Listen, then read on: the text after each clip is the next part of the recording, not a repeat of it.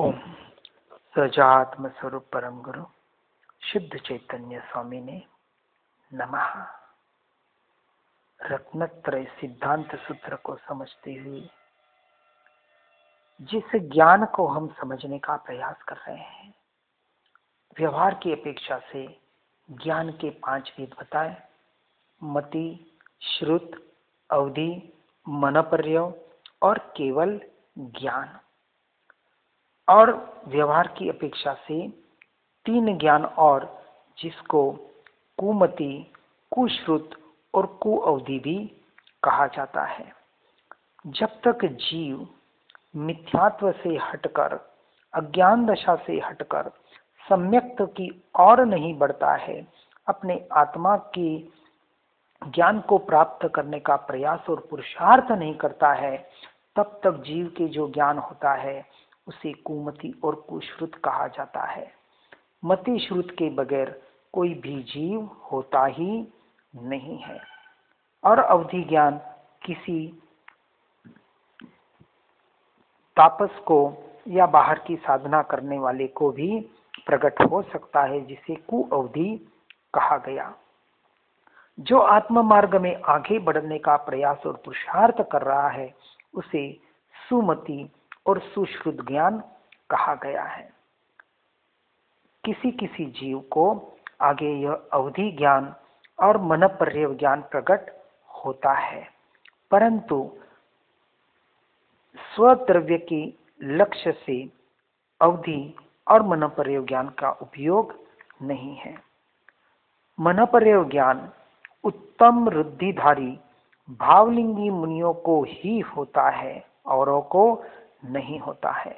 और अवधि ज्ञान चारों गतियों में संगी पंचेंद्रिय जीवों को ही होता है।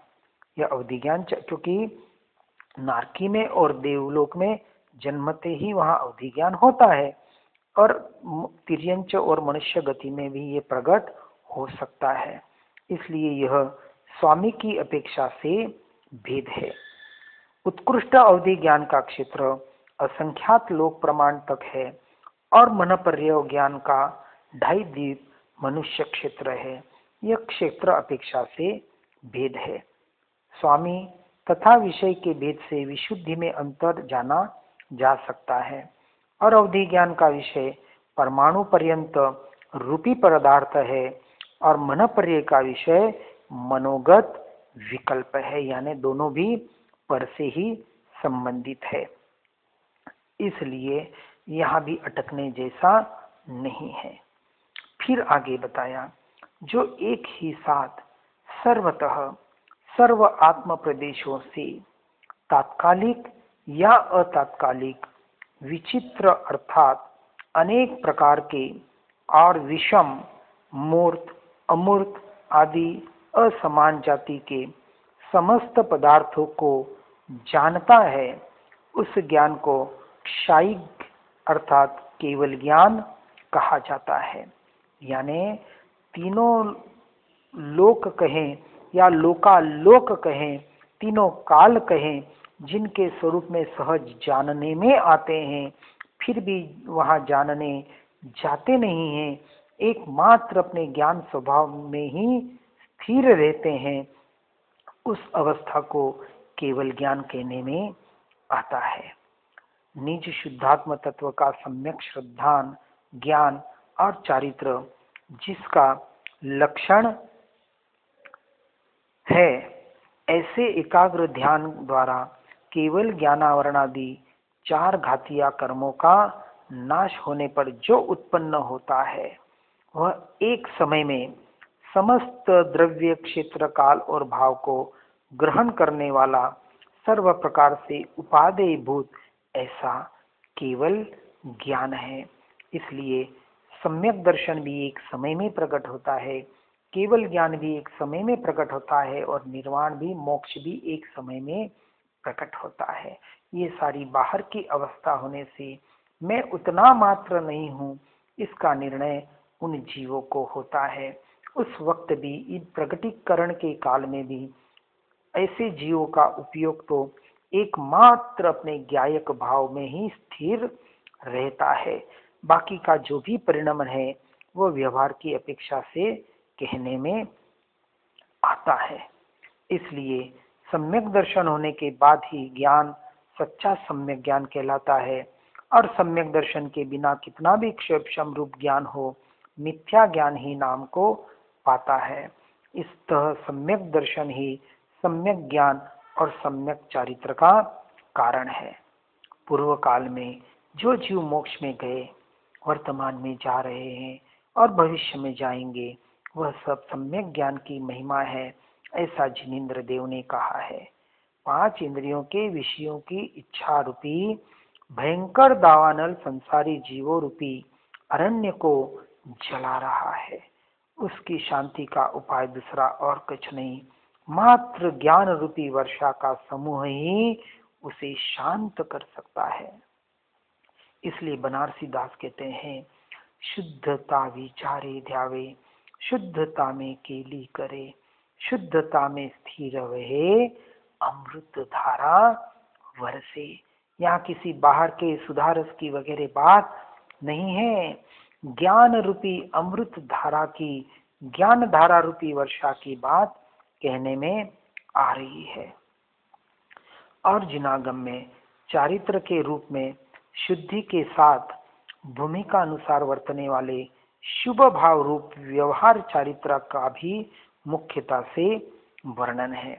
उसमें भी पंचम गुण स्थानवर्ती श्रावक को होने वाले अनुव्रतादि रूप देश व्यवहार चारित्र का संक्षिप्त, और भावलिंगी मुनिराज को होने वाले महाव्रतादि रूप सकल व्यवहार चारित्र का प्रधानता से कथन बताया जाता है।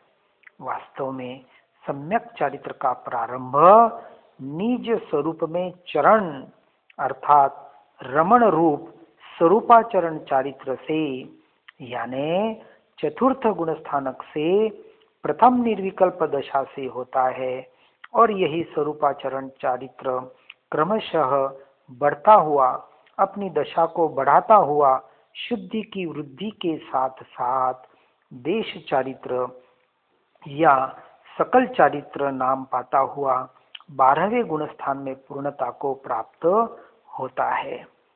इसलिए सम्यक ज्ञान से निज को और पद को जानकर स्व पर का यथार्थ श्रद्धा निर्णय करके और सम्यक दर्शन से स्व और पर की प्रतीति करके जो पर भाव से छूटता है या जिस छोड़ने का पुरुषार्थ करता है, वह आत्मा के निज शुद्ध भाव ज्ञानी पुरुषों का सच्चा चारित्र कहलाया गया है। इसलिए जो विशुद्धता का उत्कृष्ट धाम है तथा योगीश्वरों का जीवन है और समस्त प्रकार की पाप रूप प्रवृत्तियों से दूर रहने का लक्षण है, वही वास्तविक सम्यक चारित्र नाम को प्राप्त हुआ ऐसा कहलाता है। वैसे चारित्र को 2 प्रकार का कहा है। प्रथम तो सम्यक्त्व का आचरण कहा, वह जो सर्वज्ञ के आगम में तत्वार्थ का स्वरूप कहा, उसको यथार्थ जानकर श्रद्धान करना और उसके शंकादि अतिचार जो मल दोष कहे हैं उनका परिहार करके उनको शुद्ध करना और उसके निशंकितादि जो गुणों का प्रकट होना, वह सम्यक्त्वाचरण चारित्र है। और आगे जो 5वें 6ठे गुण स्थानक में देश्वर और महाव्रतादि अंगीकार करके सर्वज्ञ के आगम में कहे अनुसार संयम का आचरण करना तथा उसके अतिचार आदि दोषों को दूर करना संयमाचरण चारित्र कहा गया है। यानी चौथे गुण स्थानक में सम्यक्त्वाचरण चारित्र और 5वें से आगे 12वें तक संयमाचरण चारित्र कहलाता है। निज ज्ञायक भगवान आत्मा में सम्यक दर्शन ज्ञान सहित स्थिरता पूर्वक प्रकट शुद्धि को निश्चय सम्यक चारित्र कहा जाता है। यानी सिर्फ बाहर के वेश परिवर्तन का नाम चारित्र नहीं है, परंतु निज ज्ञायक भगवान आत्मा के सम्यक ज्ञान दर्शन सहित जो भीतर की स्थिरता है, जो शुद्ध प्रकट शुद्धि की वृद्धि में है, जो शुद्धोपयोग की शुद्धि की वृद्धि है, वही वास्तविक सम्यक चारित्र कहने में आता है। इसलिए संसार के कारणों का नाश करने के लिए ज्ञानी को जो बाह्य और अंतरंग क्रियाओं का निरोध है, श्री जिनेन्द्र भगवान द्वारा कथित वह परम अर्थात निश्चय सम्यक चारित्र बताया गया है। ऐसे जीव ऐसे क्रियाओं का निरोध करते हुए अपने भीतर स्थिर रहने का पुरुषार्थ करते हैं।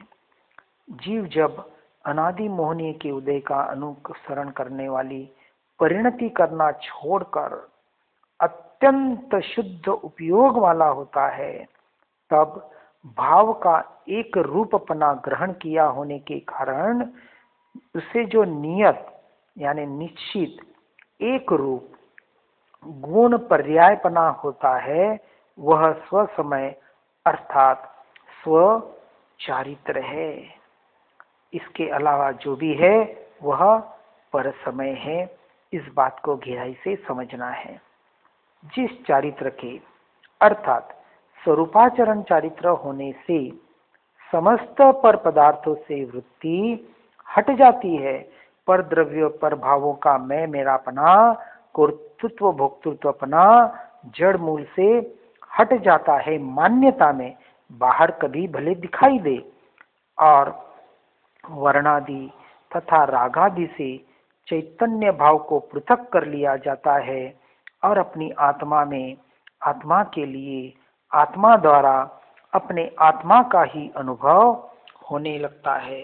यानी 6 कारक जब स्वयं के आत्मा में घटित होते हैं, फिर वहाँ नए प्रमाण निक्षेप गुण गुणी ज्ञान ज्ञाता ज्ञेय ध्यान ध्याता ध्येय कर्ता कर्म और क्रिया आदि भेदों का किंचित भी विकल्प नहीं रहता। वहां तक पहुंचने के लिए इन सब की जरूरत पड़ती है। भेद ज्ञान और भेद विज्ञान किया जाता है, परंतु उसको भी हेय मानते हैं। वहां भी अटकने जैसा नहीं है। जब सारे विकल्प छूट जाते हैं और जब आत्मरमणता यही मैं ऐसा जो अपने होने पने का एहसास रहता है, ऐसे शुद्ध उपयोग रूप अभेद रत्नत्रय द्वारा शुद्ध चैतन्य का ही अनुभव होने लगता है। और ऐसे शुद्ध चैतन्य के अनुभव का नाम सम्यक दर्शन और उसमें लीन होने का नाम सम्यक चारित्र है। इस बात को समझकर उसके गहराई में जाने का प्रयास करना। लज्जा दया मंद कषाय श्रद्धा दूसरों के दोष ढांकना परोपकार सौम्य दृष्टि गुण ग्राहकता सहनशीलता सर्वप्रियता सत्य पक्ष मिष्ट वचन अग्रसोची विशेष ज्ञानी शास्त्र ज्ञान की मर्मज्ञता कृतज्ञता तत्वज्ञानी धर्मात्मा न दीन न अभिमानी मध्यम व्यवहारी स्वाभाविक विनयवान पापाचरण से रहित, ऐसे 21 पवित्र गुण श्रावकों को ग्रहण करना चाहिए। निश्चय मोक्ष मार्ग साक्षात मोक्ष मार्ग का साधक है तथा व्यवहार मोक्ष मार्ग परंपरा से मोक्ष मार्ग का साधक है, अथवा व्यवहार मोक्ष मार्ग निश्चय मोक्ष मार्ग का साधक है, अथवा व्यवहार मोक्ष मार्ग निश्चय मोक्ष मार्ग का कारण है, ऐसा अपेक्षा से कहा जाता है। व्यवहार से मोक्ष होता है, इस मान्यता को जड़ मूल से निकालना है, परंतु व्यवहार के बिना भी मोक्ष नहीं होता। दोनों बात का यथार्थ स्वरूप समझकर व्यवहार और निश्चय का समन्वय करते हुए हर जीव मोक्ष मार्ग में आगे बढ़ने का प्रयास और पुरुषार्थ करे। इसी भावना के साथ ओम नमः।